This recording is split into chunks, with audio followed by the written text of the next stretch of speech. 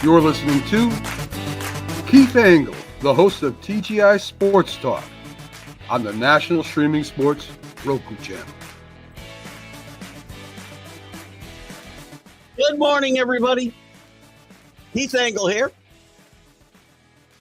We are here with Jack and Keith Weekend Playbook. I welcome in my co-host, Jack Hirsch, Hall of Fame boxing writer, sports aficionado. Would speak right when I say that. Welcome in, Jack. How are you today? Very good, Keith. Late bulletin with me. My wife talked me into going to see the movie Superman. She's a big fan. New Superman movie's out. That's what I'm doing this afternoon. It's a great lead into sports. Who's going to turn in a super performance? Because the weekend in sports has begun, Keith. The big-time weekend. Wimbledon is going on now. Semifinals. You got the Yanks. You got the Mets. You got controversies. Yankees winning games the way I want to see them won. So we got a lot to talk about today. Let's start with something important. And by the way, just one real quick welcome. I know I told Jack I wouldn't do much of this, but welcome everybody on Facebook, YouTube, and Twitter. You can see some of the other groups that we share too, and thank scrolling at the bottom of the page. Jack? I love that, Keith. You're saying the way I try to withhold you from thanking people. Yes, that's me. I'm a thanker. I like to thank people, but again, these people know we appreciate them, and we'll keep them scrolling at the bottom of the page, and we'll go from there.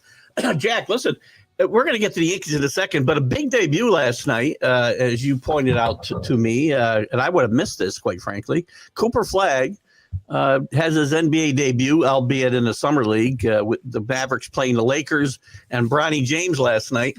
Bit anticlimactic for those who are excited about it. I think Cooper Flagg was about 5 for 20 or 21 or something. Bronny was Bronny. I feel Bronny's a whole story of his own. We'll talk about someday. I feel bad for the kid a lot. But Cooper Flagg, I mean, he talked about the fact that, he's happy his team won. He wasn't happy with his performance. But you got to start somewhere. And this was Cooper Flagg's first foray with NBA players, or hopefully future NBA players. Yeah, Cooper Flagg, if you look at the box score sheet, 5 for 21, that's dreadful. But if you looked at Cooper Flagg's attitude on the court, he was absolutely fearless. He played with a ton of confidence, like he was going to take over the game, offensively at least. And he did. And listen, it's just an off game. He had some isolated plays. He excited the crowd with a big dunk. Then he tried to take another dunk from outer space, and he came a little short on that.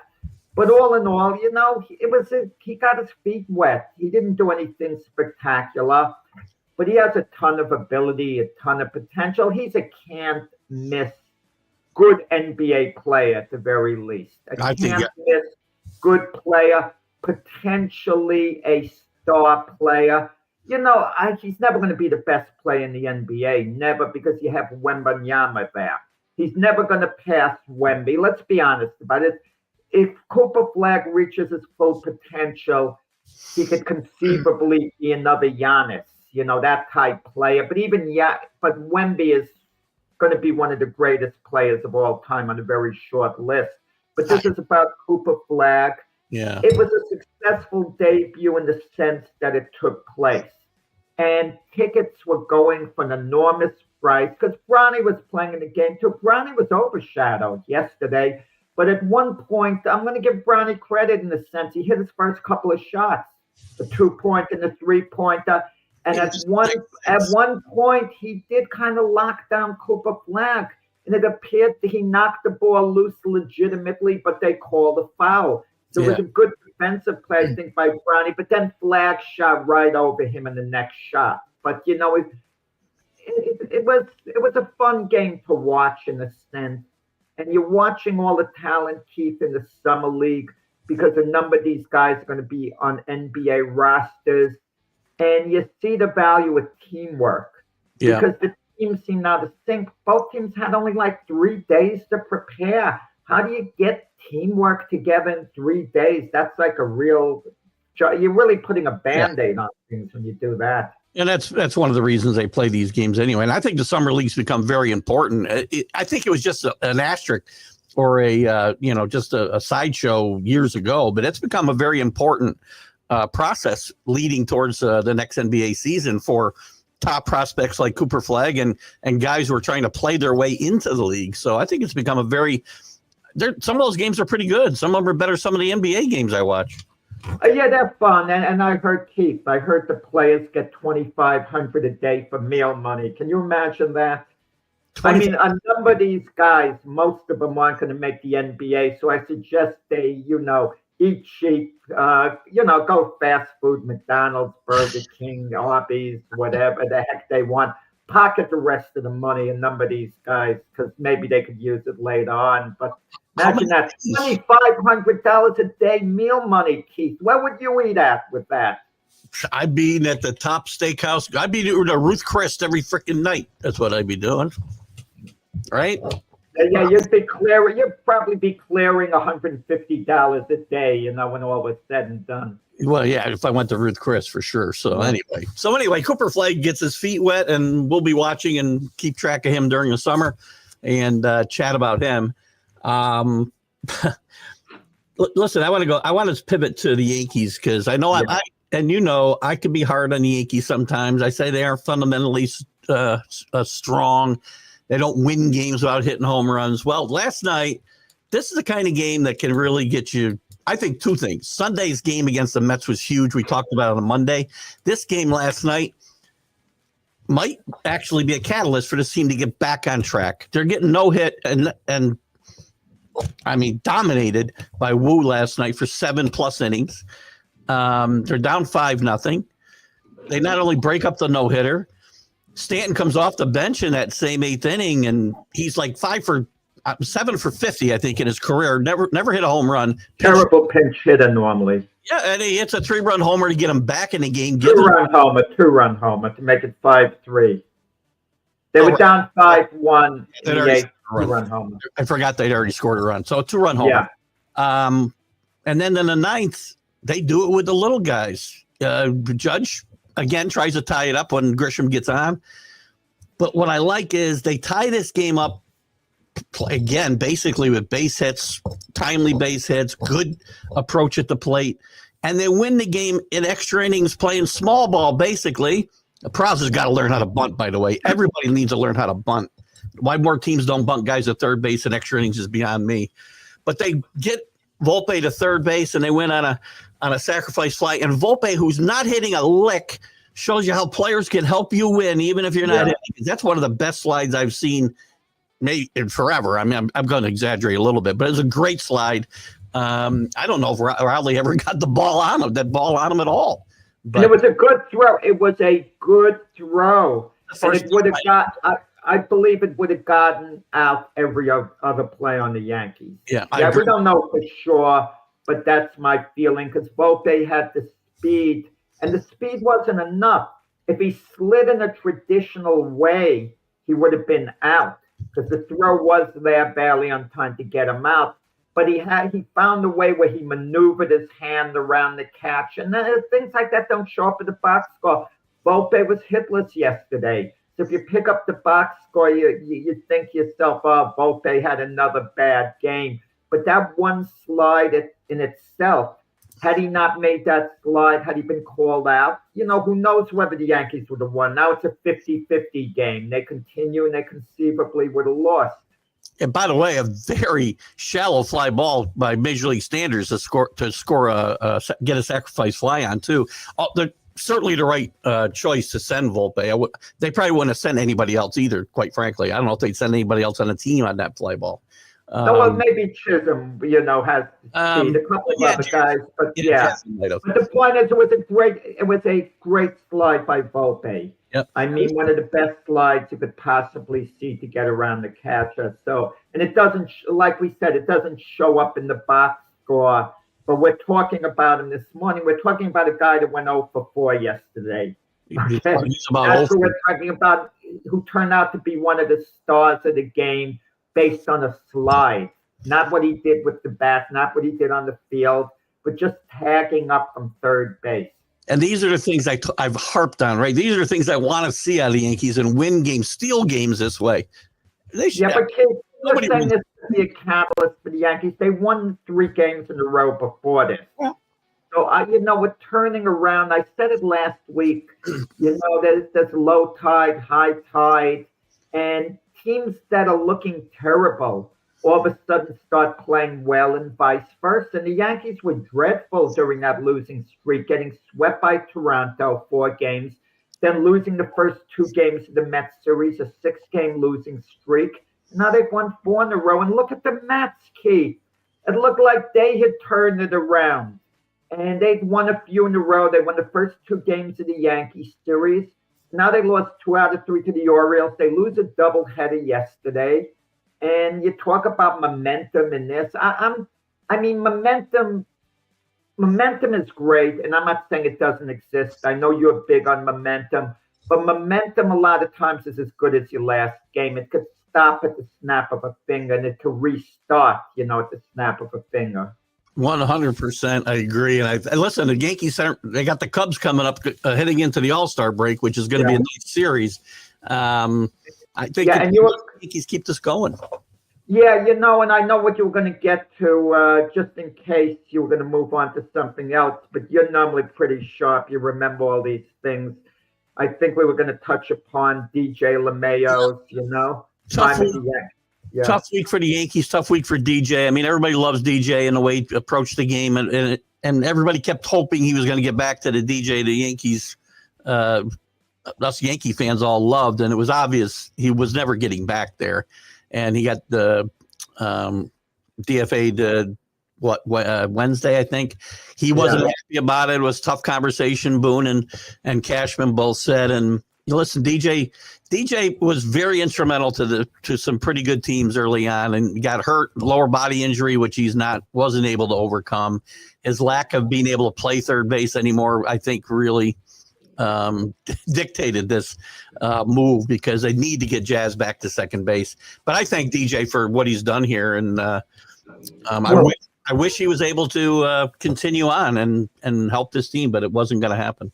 Well, Keith, you've talked about this. I could tell you a little sad about the DJ LeMayo situation, as all Yankee fans are, because we do appreciate his tenure in New York. But you've talked about teams eating salary. Let him eat the salary. The Yankees have the money. So they're eating $22 million. But I get the feeling the Yankees were very uncomfortable with this situation before coming to this decision, because they did have the discussion with DJ LeMayo. And from what we could gather listening to Aaron Boone, DJ was very upset. He wasn't enthusiastic about it. He didn't ask to be traded or released. He didn't ask that. Boone made it clear, but he was so unhappy. You got the feeling it wouldn't have been a positive thing in the clubhouse. He wouldn't have spread any negativity, don't get me wrong, but they know they would have had a very sad, upset player on their hands, even though DJ would have probably kept it all to himself. He wouldn't have shook up the chemistry of the clubhouse, because he's not that type of a guy. And I would have wanted to keep him still. You could use him as a pinch hitter. Injuries happen, Keith. We see that happen all the time in all sports, especially baseball. For we know, I don't want to even mention players' names, but anyone could get hurt, and all of a sudden DJ could have some value. Well, listen, look at the case of Marcus Stroman. He was basically on the outs, and then the Yankee pitching staff has injuries. And now he becomes, I don't want to say an important part of the rotation, but he is a part of the rotation, and he has an opportunity to get him back into the good graces of the Yankees, at least for the time being. I can tell you this much. I would have kept EJ at least through the trading deadline and see what I could do otherwise, because if I'm stuck with Peraza, who's a really great defensive player but can't hit a lick. I mean, I don't know how he's got 3 home runs. I didn't see any of them. But DJ is still a great presence in the clubhouse, can help the young guys, navigate some of their growth, if you will. Unless you made a trade and had a better spot, somebody better for that spot. The Yankees aren't improved necessarily with this move today, I don't think. I thought the Yankees, when they signed him as a free agent, He was a free agent, after having a great year with the Yankees. He had 364. People don't realize DJ LeMayo has won batting titles in both the National and the American League. First year How here, many guys have won batting titles in 2 different leagues? He's a 2-time batting champion. The other batting title was with the Colorado Rockies. And I thought coming off a season in which he hit 364, he was going to get a bigger contract than $15 million a year. He got a 6-year deal with the Yankees for $90 million a year. At the age of 32, that would carry him to age 38. Normally, Brian Cashman would never pay a guy till that age, unless he really had. But because the total sum wasn't that great, $90 million in total, the Yankees were willing to do that. I remember Michael Kay even saying, wow, the Yankees got him cheap. You would have thought he would get at least like $20 million a year, like maybe at least a 5-year, $100 million contract. I think it was the extra 2 years. I remember talking about it on the show with you and Mac at that time. And I thought this was a great signing. And I knew, even knowing the last couple of years and where we are today, we might be where we are today. I didn't think we might be, where we were the last 2 years. But I thought the last couple of years of that contract would be. I just want to say, Keith, DJ LeMayo isn't a bad hitter now. He's pretty average now, but potentially he could go either way. He could start hitting and being, really good, or he could be really bad. What was he hitting, like in the 260s or something? Yeah, his OPS is below average. But he has no range in the field now. No range in the field. Second base, is tough. So you don't put him there unless you have to plug in a position. A guy's out for a week or two. You try to get by with him, that way. But listen, he's going to hook on with another team. Yeah, and and maybe it'll be a reunion with the Colorado Rockies, who are awful, who could use anyone. And they maybe look back on him very fondly with what he did with them. But he's going to hook on with some team. I think he will, and I hope he does well. I like DJ, and like I said, the Yankees are not stronger today for this move. I think maybe after the trading deadline they could have made it, but anyway, nice performance out of the rookie. A couple of home runs hurt him a little bit, but I don't want to say his name. I'm going to say it wrong. Say his name for me, Jack. Oh, his father's a police chief in New England, I think. I can't pronounce these names, Keithan. Schleter. Yeah, you got to be careful. Some of the names you got to be careful the way it comes out. Well, I almost wanted to say you got to be a little careful. I mean, he gives the Yankees a little boost. There's so many names. I mean, that kind of you got to get used to saying it. That's why we call Giannis. I mean, rather than his last name, start saying it and like hit a bump, in the middle of saying his name. Well, there's a guy I can never pronounce his name because you were talking about guys who won batting titles in 2 leagues. The only 2 guys I can think of off the top of my head are Frank Robinson and Luis Ariza. And I always say, I don't know if that's even right because my brother-in-law always straight. Frank Robinson, wait a second, he was a Triple Crown winner with the Orioles. Yep. Did he win a batting title with Cincinnati? He did. I'm not sure about that. I mean, maybe he did. I'm not saying he didn't. I don't recall that. But I know in 1966, he had the Triple Crown year with the Orioles. I remember he had 49 homers, which was a monster amount of homers, at that time. What a bad trade. They thought he was an old 30 years old. Mil Pappas, and they thought Robinson was an old 30. He was 30. Yeah. They thought that was old, in baseball, approaching that. And look what he did, and he was with the Orioles. Not only did they win the World Series, he won the Triple Crown. He was with them in an impact player through their 3 World Series in the row years later, from 69 through 71. I stand corrected. He did not win a batting title in. Right, I didn't recall that. Yeah, I love the baseball reference. Got to get there.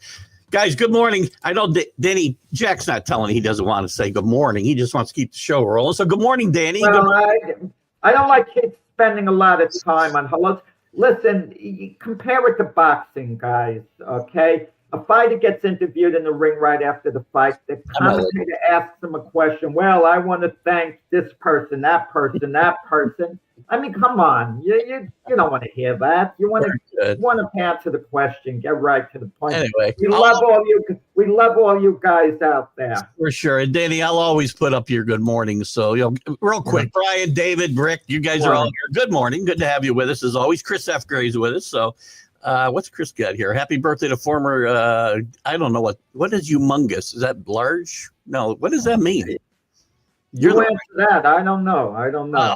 We'll talk about that on the MLB update later. Chris, I'll look him up. Well, Chris, I have, I've given him the job of bringing to me irreverent information on my Sunday stream of consciousness, and he really has taken it to the next level. So he's from LA, right? Right. No, I like it. You know what time it is in the morning back, Keith? Come on. That's it's 5:21 in the morning, a.m. Yeah, Danny's in LA. Danny's an early riser. I'm following my show now for a couple of years, and God bless him, he's up early. Chris is up the line with Toronto.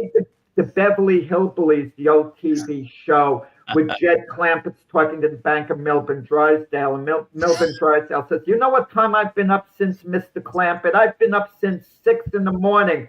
And Jed says to him, "Oh, so you slept a mite late too." I love the Beverly Hillbillies. I'm too old. We're both too old, Jack. Jesus. Anyway, let's stay on baseball for a second. Good luck to the Yankees, by the way. As I said, nice Cub series to head into the All-Star break. But yeah, the Mets are off the hook. They lost the doubleheader. We got to give the Mets a little more equal time, and I'm a Yankee fan. We can. We got to give the other teams equal time. The Dodgers on a bit of a losing streak. 6 straight, Danny. What's going on? Yeah, but they have a cushion, and the Dodgers will beat at the end of the year. I don't think anyone beats them when all's said and done. I think they repeat as World Series champions, but it just shows you teams have a down time. You wouldn't think the Dodgers would lose 6 in a row, but come playoff time, they're going to be ready. And the Giants and Padres haven't taken great advantage of that losing streak either. They've cut a couple games, I guess, off the lead, but not great. They'll be battling for wild card position. And, the Met, Philly, there'll be a division winner between the Mets and Phillies. Whoever comes in second is going to get a wild card berth there. I want to talk about I do want to talk while we're on baseball and on the Mets. I want to talk about Soto. Soto obviously was left off the All-Star game or All-Star team as we know. He may still get there. Who knows? Based on guys backing out over the weekend, but he was left off. They asked him how he felt about it, and his answer was basically, "How do you think I feel about it?" And I guess I would have felt he felt bad because he thinks he should be there playing, but all he's really concerned about is the $100,000 bonus he's not getting. No, it's about $500,000. No, come on, Keith. $100,000. About $500,000. Can I say this? Okay, we have to look at ourselves in the mirror, Keith. You and I. Do we really have a right to criticize him? And let me tell you why. Okay, whenever we hear an athlete sign as a free agent, they always have the standard line, "Oh, it's not about the money." It usually is always about the money, more often than not. So now we got a guy, Juan Soto, who's being completely honest. He's being honest with us, Keith. It bothers him losing the bonus money first and foremost. Now, most of the guys were signing for the money, and they say it's not about the money. The money's substantial. It's a lot of millions normally. So I want them to come clean because they have a great excuse. Listen, I'm getting $30 million more. I mean, what would you do? I mean, on your job.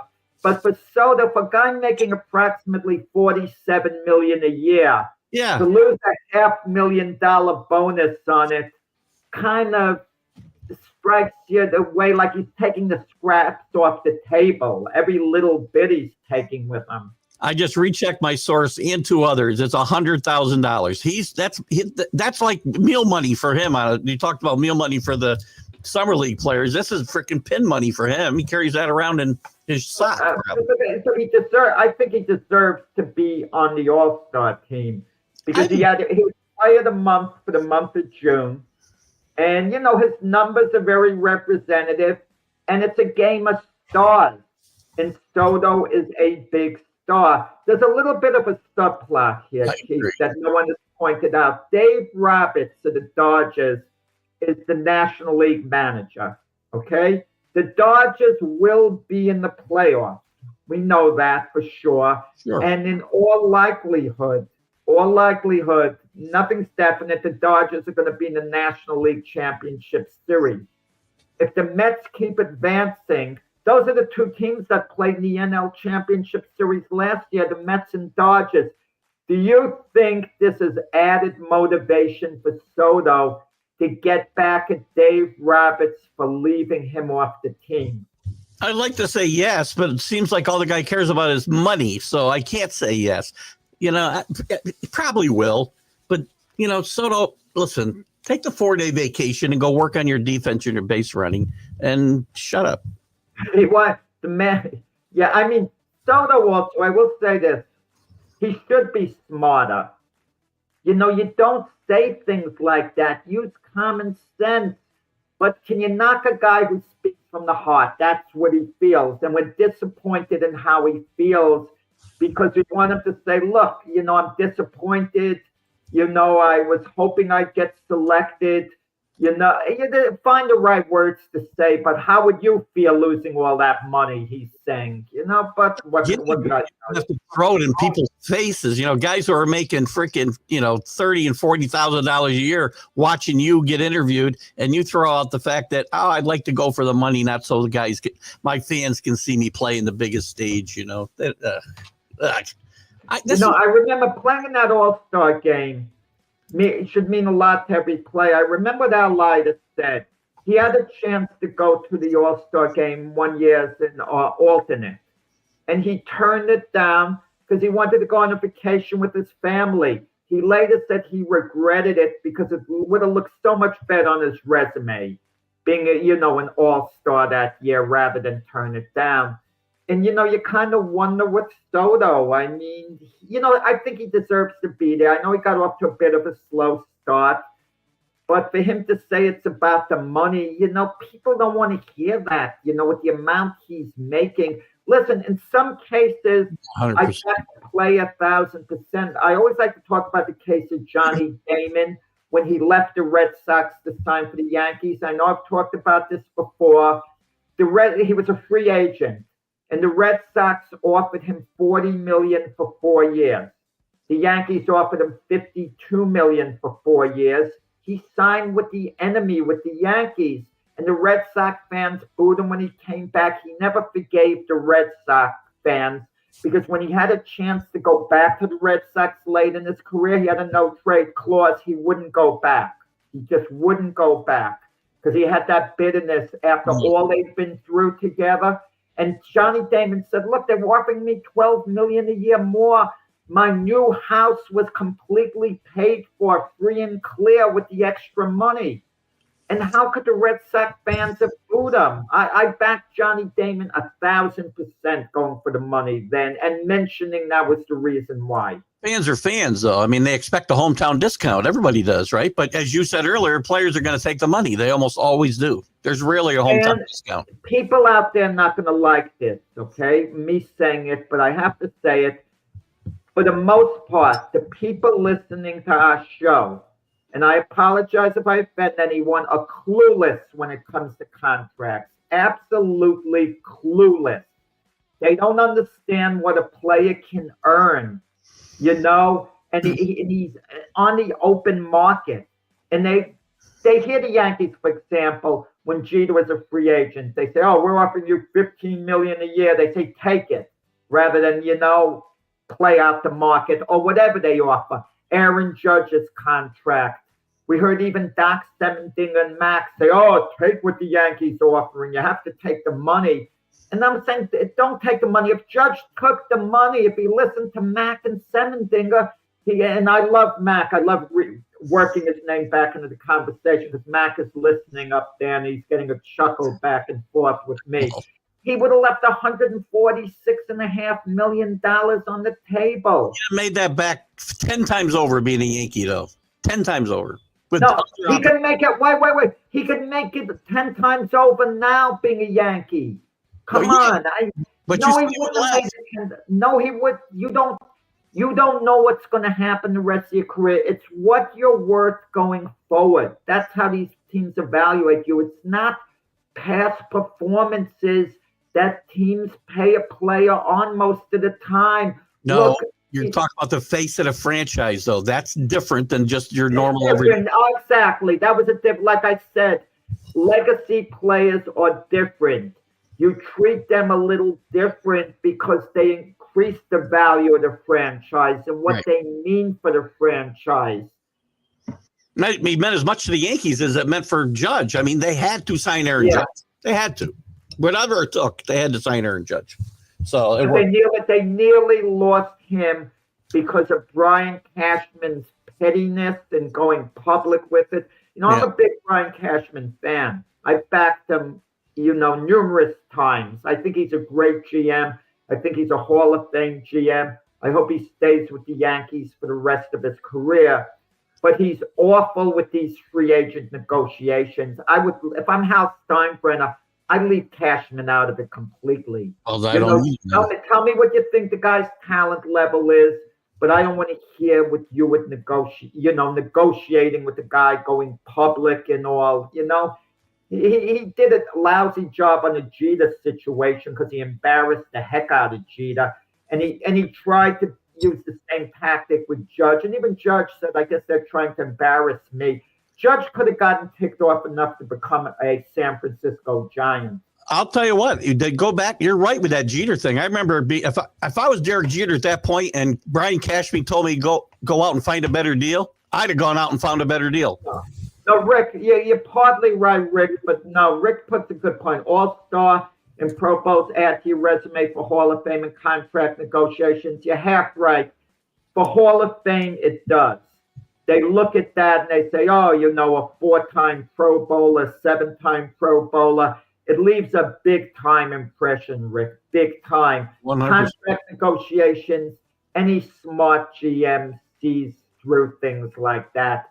Case in point, Keith mentioned Juan Soto before, should be working on his defense. Well, last year, wasn't Soto a Golden Glove finalist? And we knew he wasn't that good defensively. But imagine he was given a Golden Glove award. No GM in his right mind is going to look at Soto as being an asset with his glove. It doesn't mean he's a liability. I'm not saying that, but they certainly wouldn't consider him like a real gold glove had he gotten it. But this still points to what we talked about when he says, when they ask him about his feelings about not going, you don't say it's about my contract and it's about my resume. You say, I want to be there and play and represent my team and my league. He says the wrong things. What are you going to do? And if they ask him about the lost bonus, he says, that always, if he added in, that always factors. That always pops into your head.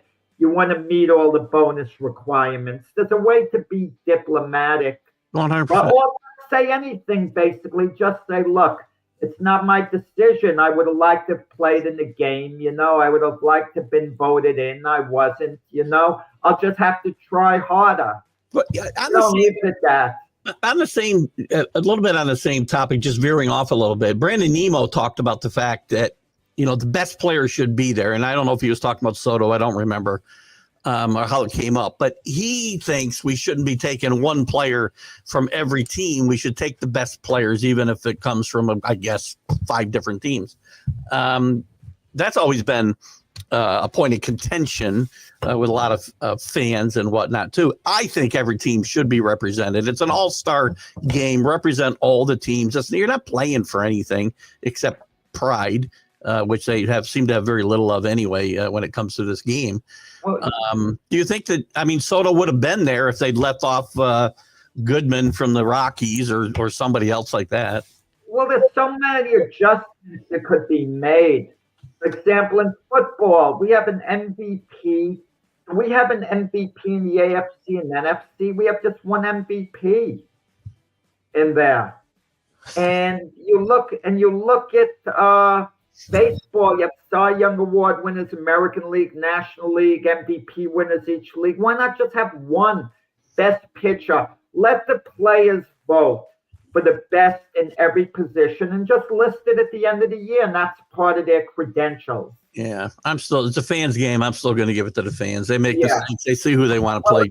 Years ago, I remember the great sportscaster Bill Mazer, who had the first radio sports talk show, ever. And I used to call in when I was a kid, and there was a controversy involved Mickey Mantle. The last 4 years of Mickey Mantle's career, from 1965 to 1968, Mickey Mantle was a shell of himself. He'd be hobbling, but he was still magic. Mickey Mantle's name was magic. He'd get at bat. It was magic. And Mickey Mantle was voted to the All-Star teams. And he wasn't worthy based on performance any longer. But Bill Mays always said, it's a fans game. Give them what they want. And everyone wanted to see Mickey Mantle. All he gave back was strikeouts, he'd get up one time, strike out. And Mickey would mention how embarrassing that was to him later on. But it's a fans game. You're right.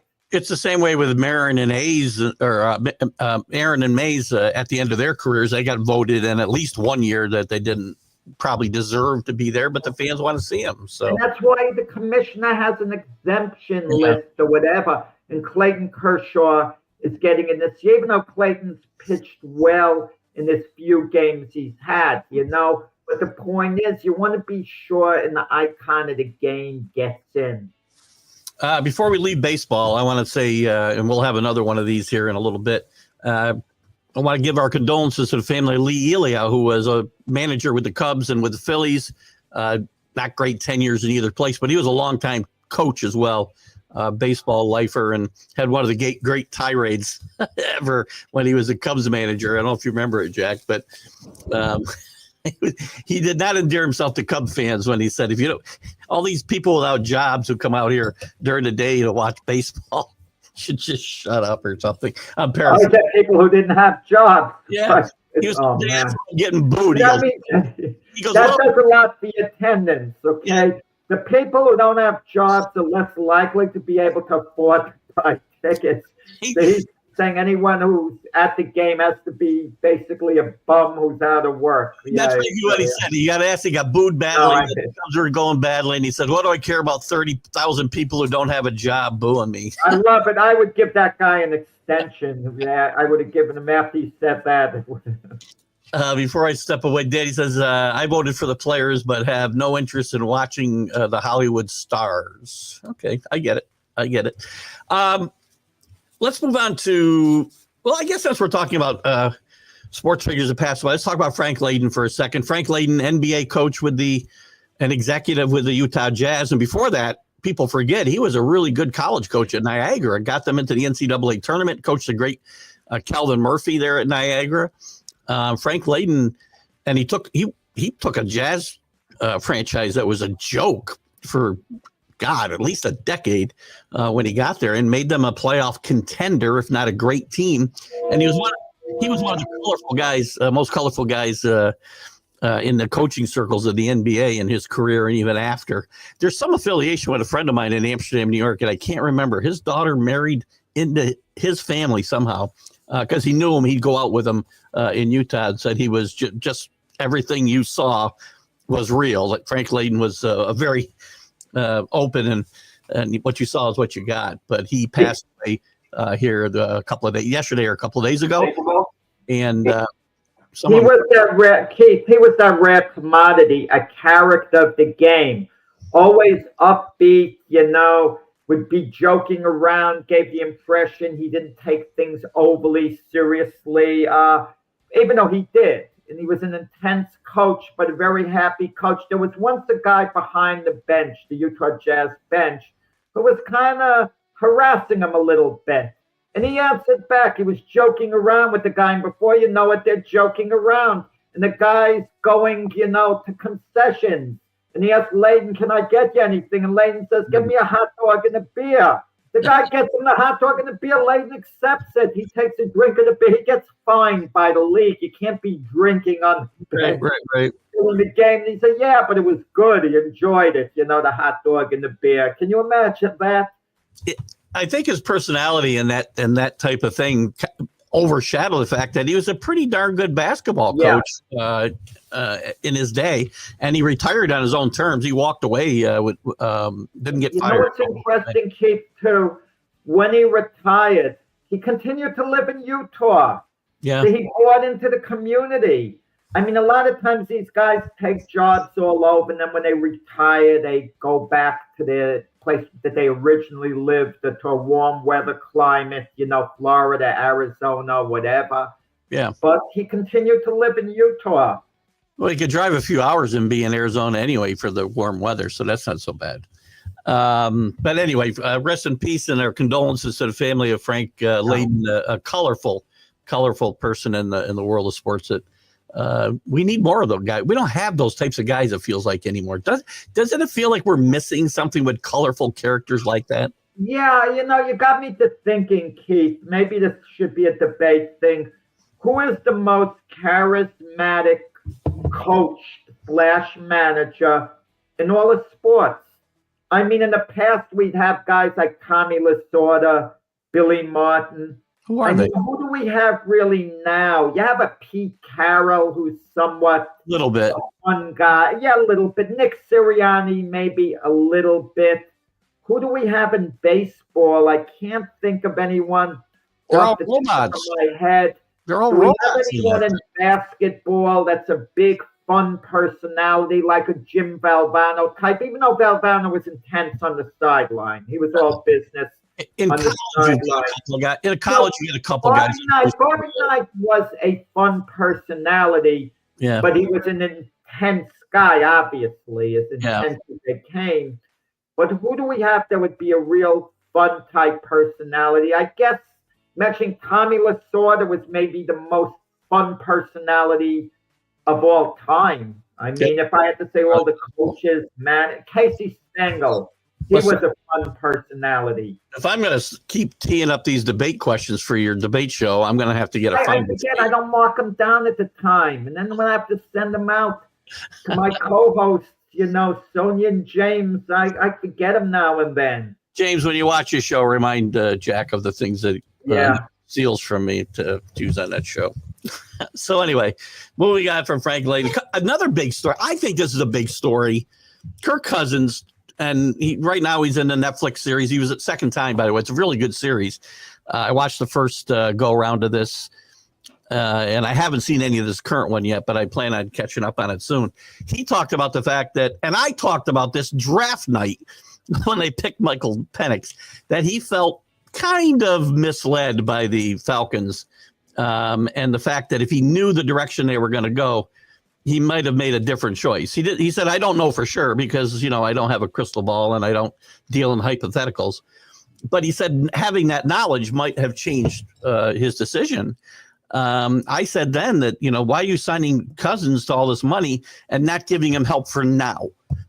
And it turned out, of course, there's some other issues too. He talked about how he had trouble learning the Falcons offense and things like that. But I said, in the beginning, I think they screwed Cousins over, and he kind of felt the same way, apparently. Listen, let me detour slightly, and I'm going to send the Cousins situation to Aaron Rodgers, because you mentioned getting him help. In all the years Aaron Rodgers was with the Packers, they never drafted a receiver. They never, until the second round. Second round still value. Sure. But they never gave him all the weapons he really needed as far as the draft went, okay? And they got good value in the second round. They got guys who helped. He had really good receivers. In Cousins' situation, he has a point. The Falcons had the number 8 overall pick in the draft, okay? And they had to know one of the quarterbacks was going to be available, but maybe they didn't like Bo Nix at the time. And they weren't sure that Penix would drop to them, even though Penix went a little sooner than we thought. Look, the bottom line is this. Kirk Cousins would be the starting quarterback on the Falcons now if he played halfway decent. He was dreadful last year. He was awful.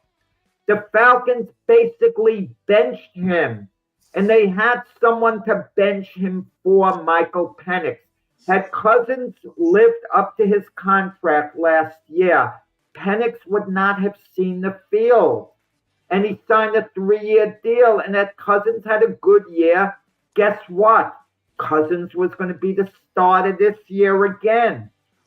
Eventually, Penix was going to see the field after a couple of years. That's the way it works when a team drafts a quarterback that high.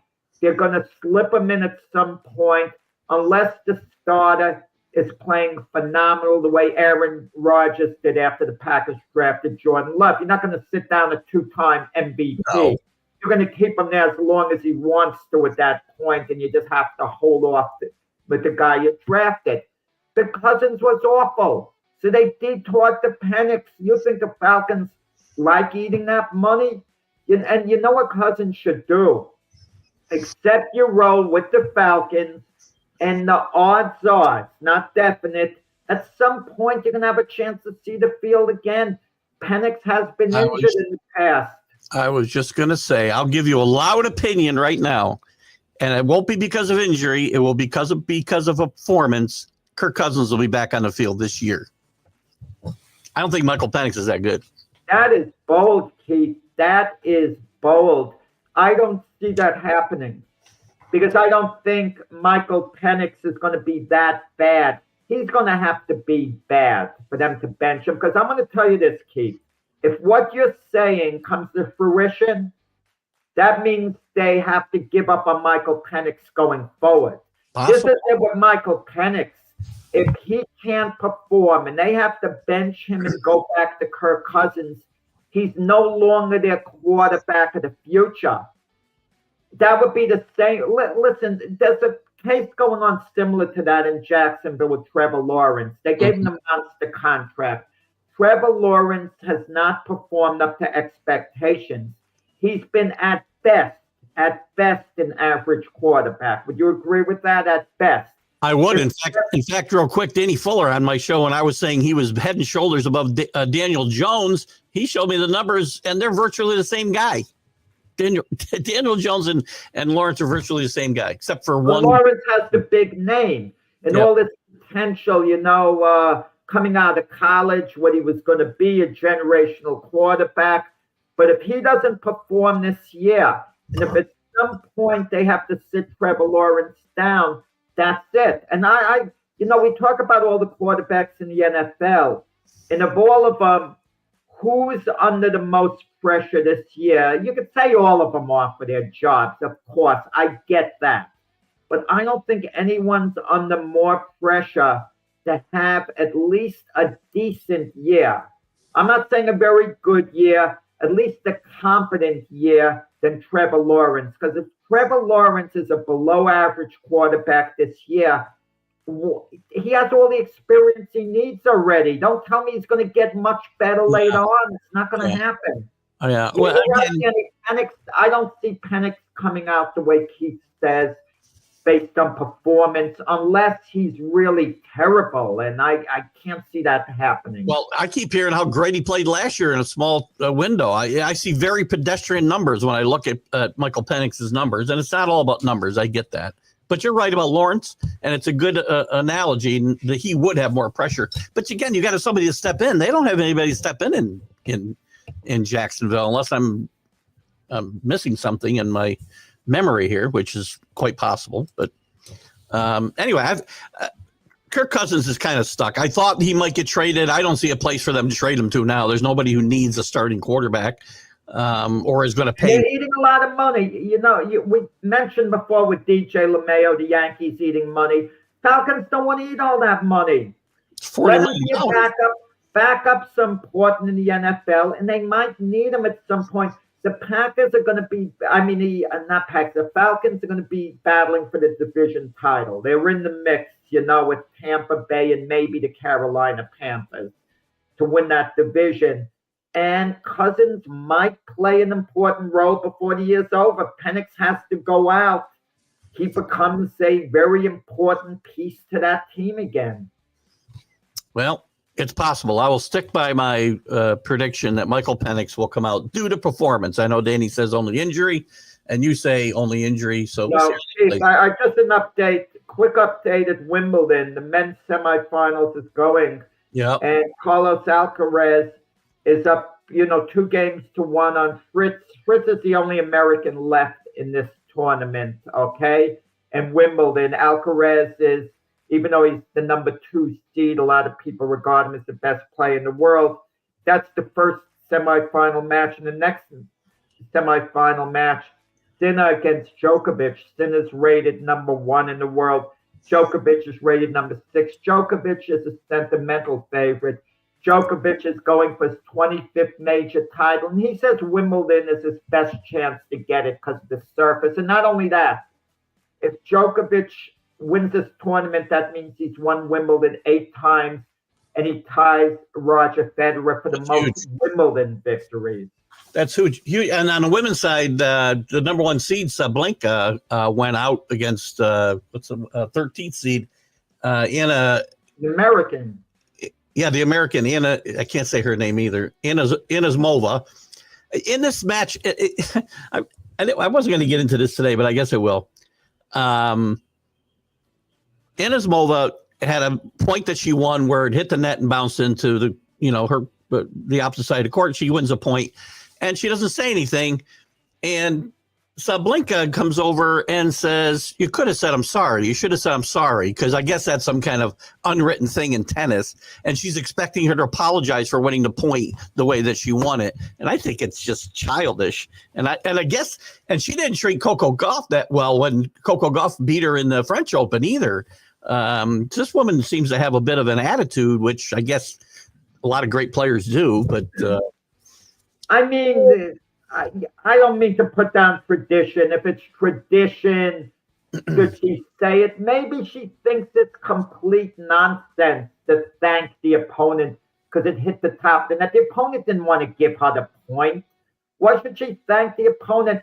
It's the same nonsense, Keith, that goes on when they're shooting fouls in the NBA. You have to go over and shake everyone's hand after every shot. Stupid. You greet the person, they're like machines. It's silliness. Yeah. If I was a star player in the NBA, I'd wave them away. Leave me alone. I'm not after every shot, going to be shaking hands or whatever with the players. And I think the tradition is it's kind of nonsensical to me. The only tradition to keep at the end of the match, you go over, you shake hands very quickly by the neck. It's just like in the Stanley Cup Finals, you line up, you shake hands. It's a sportsmanship type, tradition. Okay, I'm a believer in that, but some traditions are absolute silliness, and I don't see it being a big deal. Well, in my role as a ugly American, we have a chance to have Americans in the finals of both ends because Fritz is still alive and playing against Alcaraz right now. He's down 3-1 in the first set, but he's got a chance to make the men's final as well as obviously the women's final. We already have it. The men play Keith, best of 5 sets, best 3 out of 5. Yep. And the women play best 2 out of 3. Yep. Maybe we should increase the women to best 2 out of 3. I'll be honest about it. I think men should be 2 out of 3 because I think to keep them on the court for 3-4 hours every game and then they're coming back a couple of days later, it's got to take a lot out of you physically.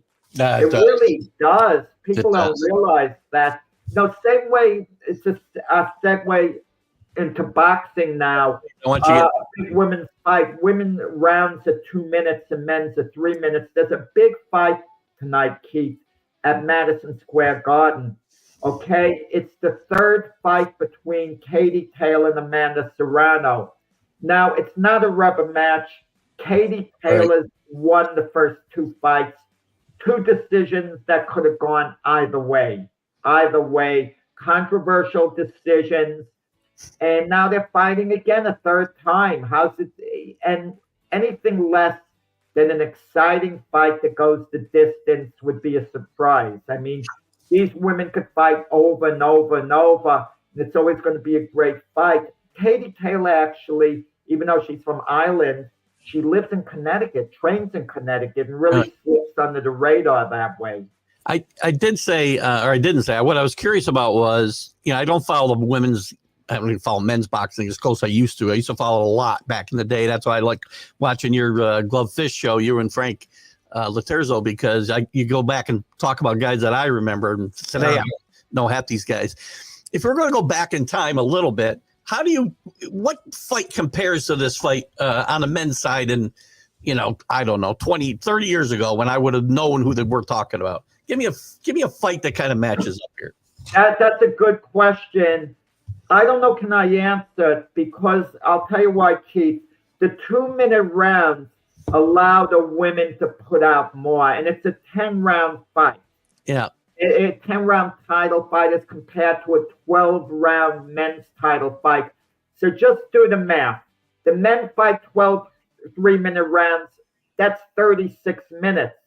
The women fight 10 2-minute rounds. That's 20 minutes. So the women are fighting a total of 20 minutes as compared to 36 minutes. If you shorten a men's fight by that much, and they're fighting 20 minutes, they're going to be putting out a lot more. But if you want a comparison of action, I would say Gaddy Ward, Arturo Gaddy, Mickey Ward, the way they would be going at it, Serrano and Taylor tonight. They'll be going at it, nonstop for the most part. Maybe there'll be a couple of rounds where they box, they pace themselves. But once they get going, it'll be nonstop. People even forget historically, when they talk about Muhammad Ali, Joe Frazier, their 3 fights. They forget that their daughters fought. I was at that fight at the Turning Stone Casino in Verona, New York. They fought an 8-round fight. What a fight that was. Yeah. Man, their fight may have had more action than their fathers. A long time. For 8 rounds. I mean, they were going at it. Who's going to win this fight? Katie Taylor make it 3-0? I don't think so. I think Amanda Serrano wins this. Law of averages are on her side. I think the judges might lean over a tiny bit backwards subconsciously. I'm not a believer, Keith. The powers that be want something with a decision. I think the judges, for the most part, give honest assessments and who they think wins a particular fight. For the most part, not always. Yeah. And I believe Amanda Serrano finally wins one. Katie Taylor's then up 2-1. Maybe they have a 4th fight. Who knows? Are there any other fights that we should be looking forward to here? Well, tonight at Madison Square Garden, it's an all-women show. But tomorrow night, busy weekend in New York at the Louis Armstrong Stadium where they play tennis normally. They're having boxing there for the first time. And there's a show, headlined for the most part by, hi, Danny. Thank you, Danny. By Shakur Stevenson against William Cepeda. Shakur Stevenson, we're waiting for him to be a breakout star. He just hasn't quite gotten there. Yeah. Cepeda's a volume puncher, but Shakur should be able to shut him down and win this fight really big and decisive. The only thing I could say, Shakur's a safety-first fighter in the Pernell Whitaker mold. Cepeda's challenging him to stay in the pocket and fight. Stevenson says he's going to fight him toe-to-toe. And even though I think Stevenson can beat him that way, to spend the whole fight doing that gives Cepeda a chance at least. It opens up doors to him that wouldn't be open if Shakur fought smartly from the outside. But Stevenson, I look for him to win decisively tomorrow night. Excellent. What else? Anything else you got today, Jack? That's it. I think we're wrapping up. Real quick before Danny goes, Danny wanted to point out that I did pick the Giants to win the East last year, and they're still trying to win 5 games. I did pick them to win a wild card, actually not to win the division. Thank you, Rick. Just wanted to point that out. Real quick before we go, and we might end up over a couple seconds. That's fine because we're not on the Roku right now. But Eli Manning was talking about buying a piece of the Giants, and at the time, I heard 10%. And I'm like, how does Eli Manning have $700 million? That's what it would cost him to buy 10% of the. He made $250 million in his career, and I know he's made money outside, but he's not. I don't think he's a billionaire. How's he gonna? How would he ever do it? He said he's not doing it now because it's too much money. How would he ever have done it? Good guy. Well, Eli's smart. Eli wants to have generational wealth, and you could risk that on a football investment. It looks like a safe investment. But I'm surprised Eli doesn't buy 1% of the Giants. But, Eli pointed out a good thing. It's a conflict of interest. Unless he was going to get a substantial sum. So forget what I said about 1%. Because he has a camp with college quarterbacks. He sees the conflict of interest. Obviously, Brady is getting away with the conflict of interest. And no put out of Tom Brady, who I think is an honorable guy. Yeah. But still, Manning does point out, and he is concerned about the conflict of interest. Yeah, it's interesting. I found an interesting story from the very beginning. I didn't know how he would have the money to do this, but he doesn't have it. Maybe he does. A-Rod found the partner and got the money, with the Minnesota Timberwolves. Yeah. And no one is there with someone else. I don't think that was a $7 to $10 billion purchase, either. So, anyway, great show today, Jack. Yeah. You have a great weekend. We'll be back on Monday to review the weekend results, especially Yankees, Mets, Dodgers. See if the Dodgers, Danny. I know you think we're Yankee centric. We tend to get there, but Jack did mention we need to get to some of the other teams, and we will, I promise. And you can tune in this afternoon for the MLB update, and I'll get on all the teams. So there you go. And you guys will be my co-host that day. Jack, thank you so much. We'll see you on. You have a great weekend. We'll see you on Monday. We'll see everybody this afternoon and Sunday morning for the Stream of Consciousness, and check out Jack's debate show tomorrow morning with James and Doc. 8 a.m. Eastern time. There you go. Have a good weekend, guys. Bye-bye.